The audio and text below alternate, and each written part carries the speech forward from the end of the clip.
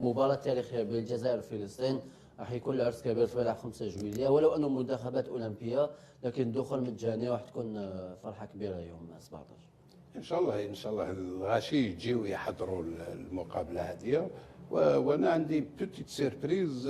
عندي واحد صديق تاعنا حبيبنا شرا خطره في السوق كوب، شافها شابه هكذايا قديمه ولا شراها، وفينالمون سيت كوب اللي داروا تورنوا في العراق ولا في فلسطين. هذاك لو تورنوا تاع العراق ودا هو مومون دوني تسرقوا دوزا تما ليبوك صرا مشاكل وكذا.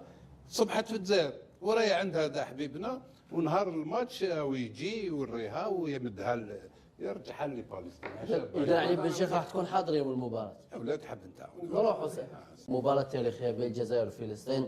راح يكون العرس كبير في ملعب 5 جويلية، ولو أنه منتخبات أولمبية لكن الدخول مجاني وراح تكون فرحة كبيرة يوم 17. ان شاء الله ان شاء الله الغاشي يجيو يحضروا المقابله هذه.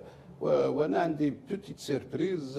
عندي واحد صديق تاعنا حبيبنا شرا خطره في السوق كوب، شافها شابه هكذايا قديمه ولا شراها، وفينالمون سيت كوب اللي داروا تورنوا في العراق ولا في فلسطين. هذاك لو تورنوا تاع العراق ودا هو مومون دوني تسرقوا دوزا تما ليبوك صرا مشاكل وكذا.